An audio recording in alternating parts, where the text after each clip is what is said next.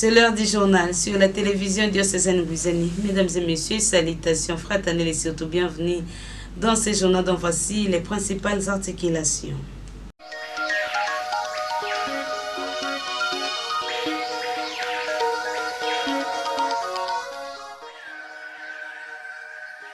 Vie et ministère de prêtres, tel est le thème retenu à l'occasion de la journée presbytérale 2024 qui a eu lieu dans la grande salle de l'évêché de Boma. Plusieurs quartiers de la ville portière et historique de Boma connaissent des perturbations de fourniture en électricité. Cette situation inquiète plus d'une personne.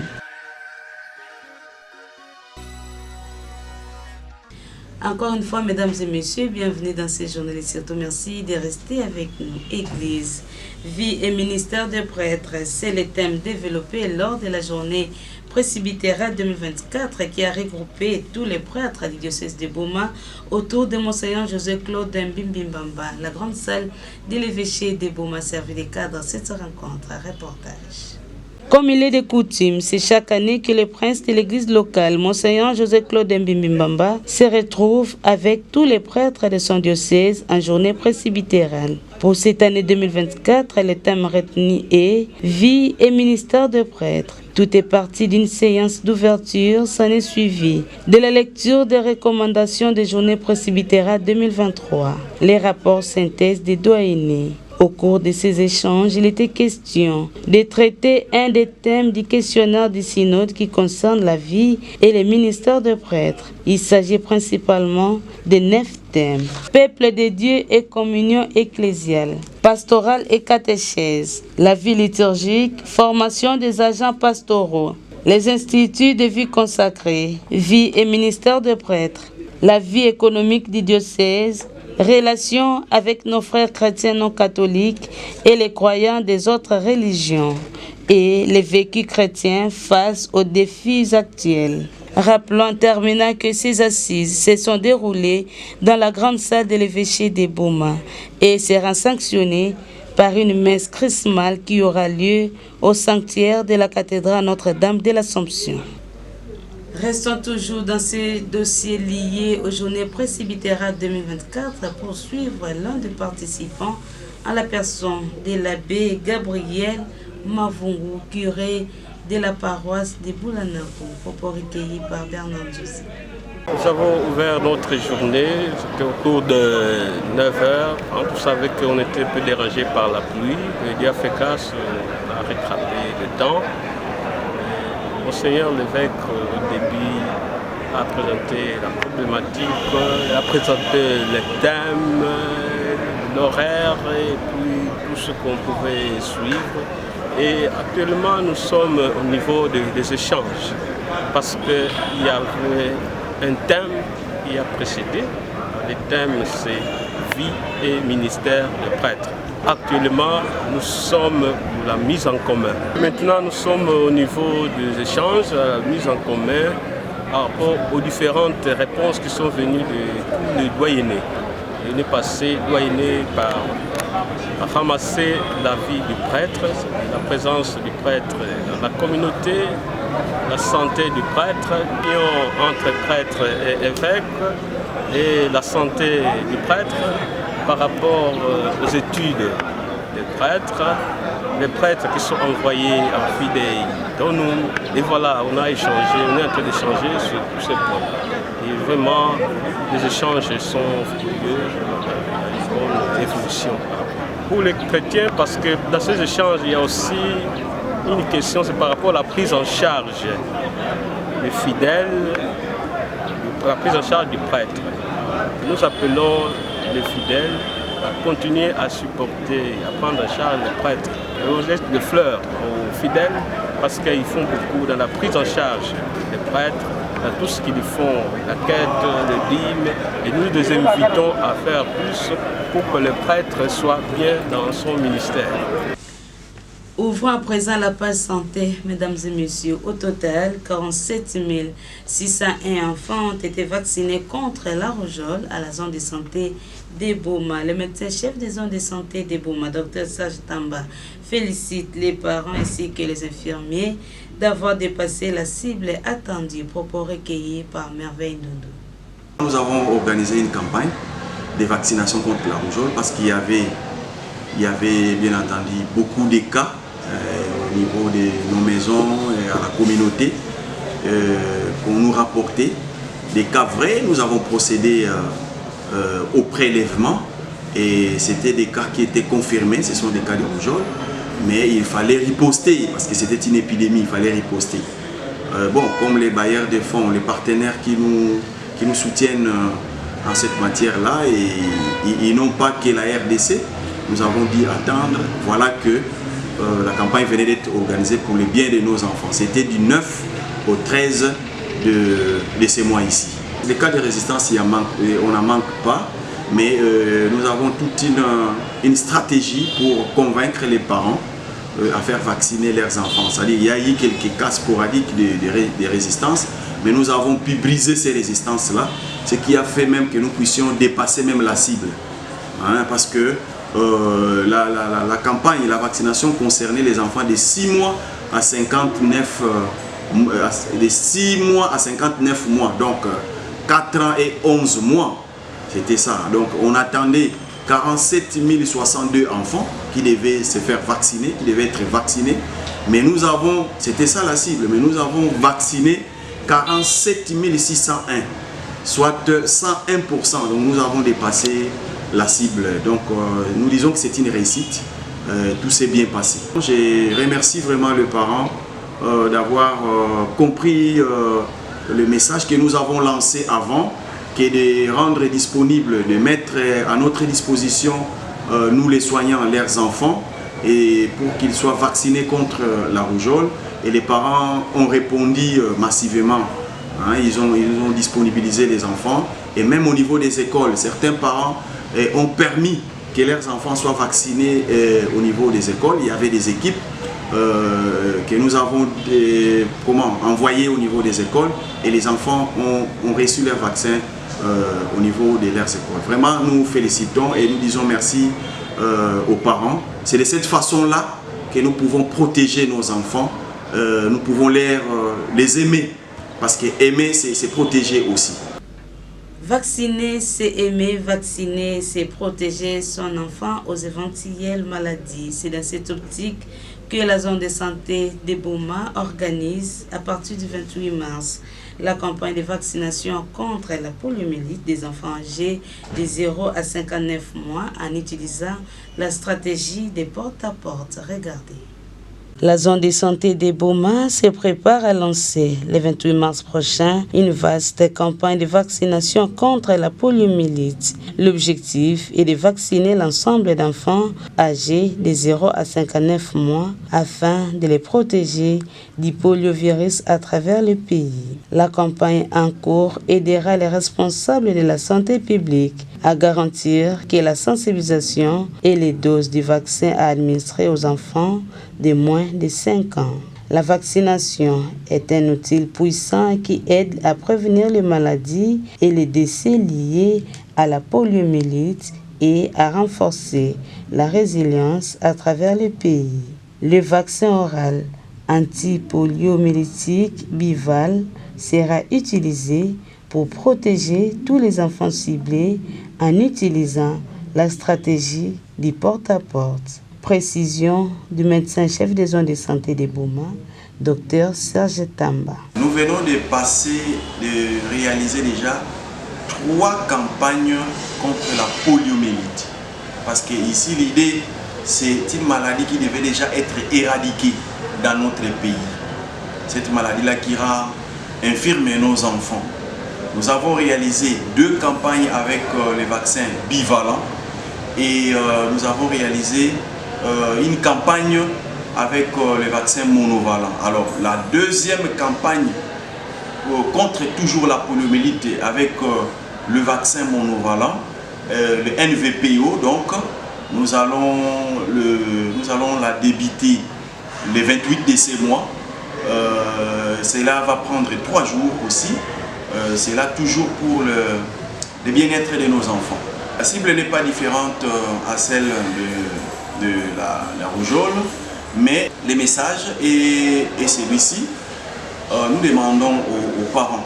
C'est une façon d'aimer nos enfants, qui est de mettre à notre disposition ces enfants-là afin qu'ils puissent être vaccinés. Ce sont des gouttes de vaccins qui vont protéger nos enfants. Vous voyez, Boma est pratiquement une ville qui est frontalière avec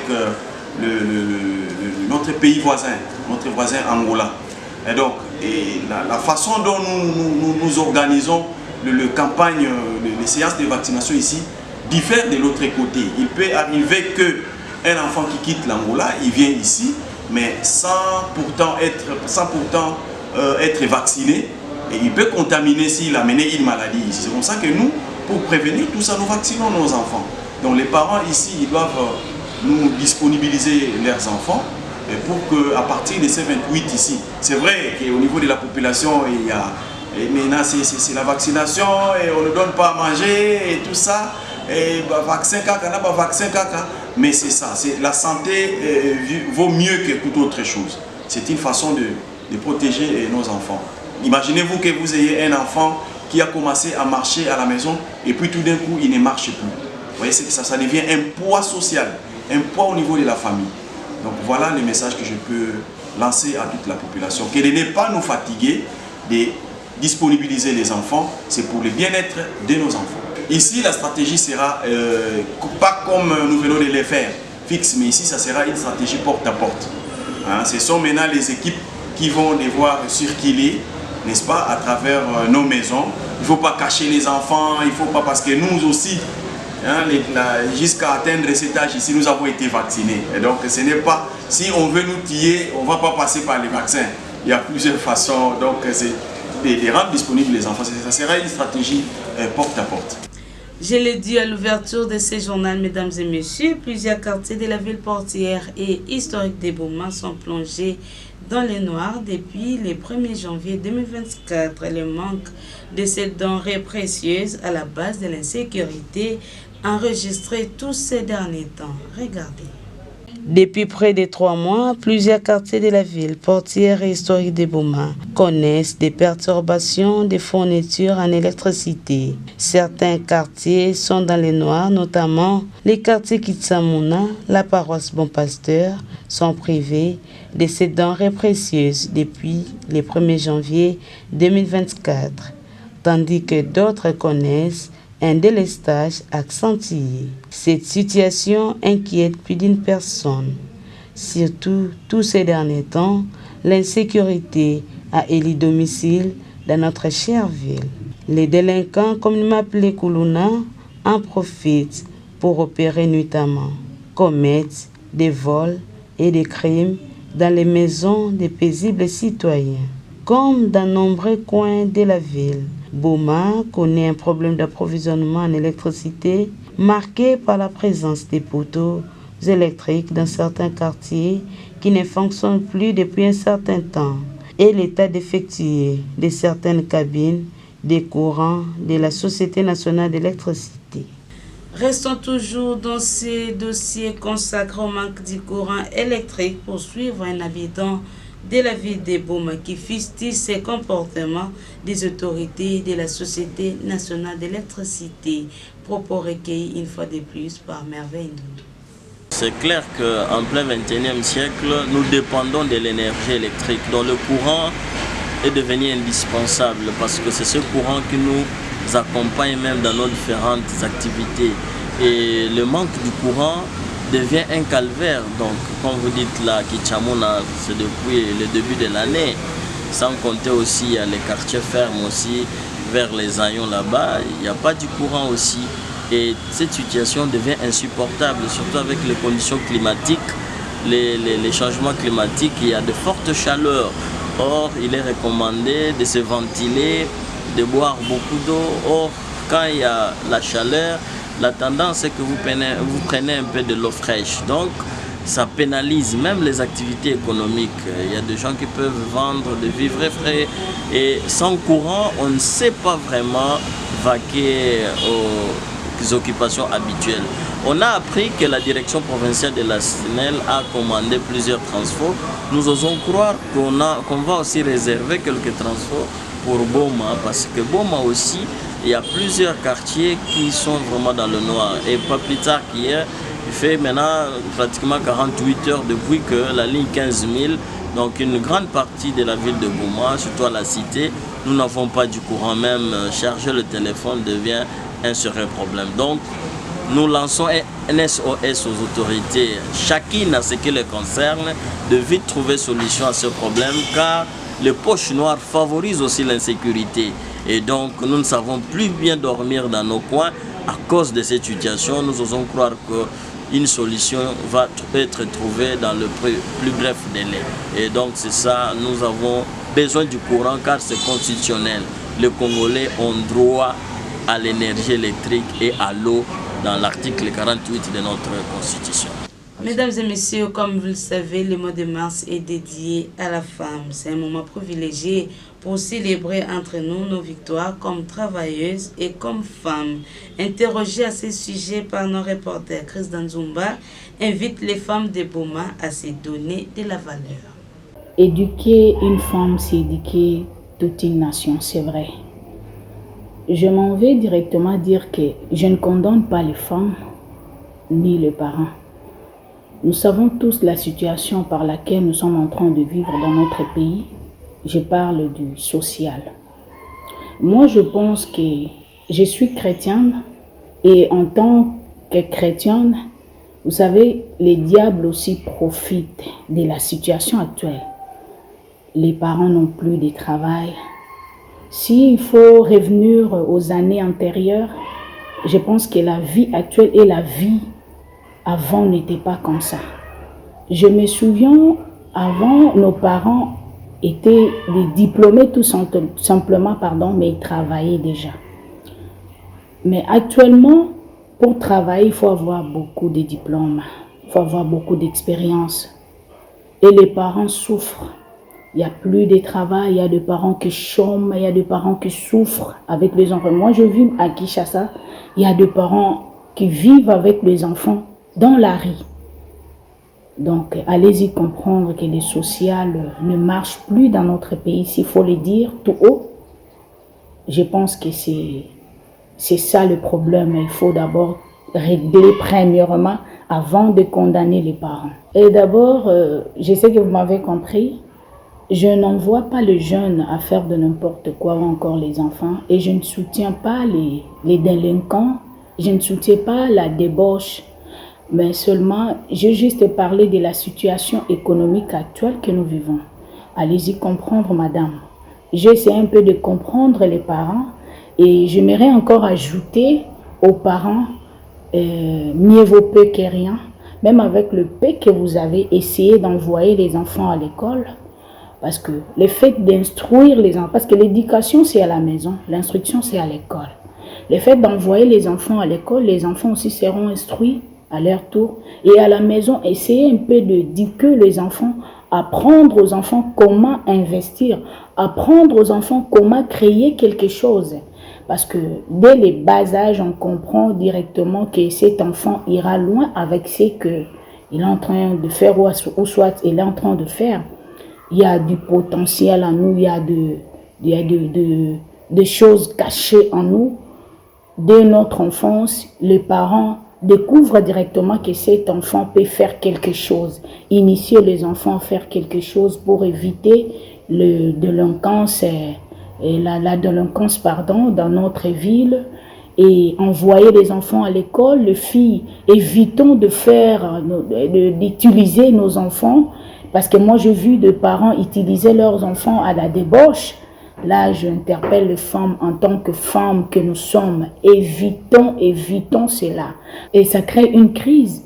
Nous avons besoin d'élever le niveau de la compréhension, élever le niveau de formation. Mais avec quoi? Allez-y comprendre les mamans. Envoyer les enfants à l'école. Former les enfants à la maison, même avec de petites galettes, même avec, vendez quand même de l'eau, ça peut aider.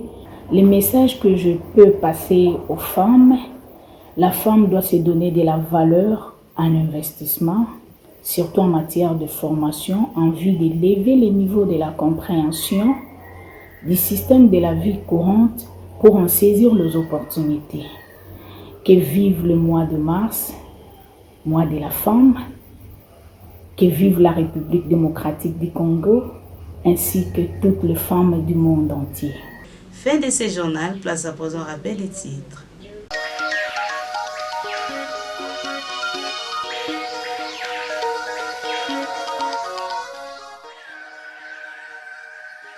Vie et ministère de prêtres, tel est le thème retenu à l'occasion de la journée presbytérale 2024 qui a eu lieu dans la grande salle de l'évêché de Boma. Plusieurs quartiers de la ville portière et historique de Boma connaissent des perturbations de fourniture en électricité. Cette situation inquiète plus d'une personne. C'est par ici que nous tirons complètement les rideaux de ce journal, mesdames et messieurs, un journal qui a connu la réalisation et la production de Cédric Kapangou, Merveille Ndundu et Crépin Ngumba. Vous, mesdames et messieurs, merci de l'avoir suivi et j'aurai le plaisir de vous informer les samedis à la même heure. D'ici là, portez-vous bien.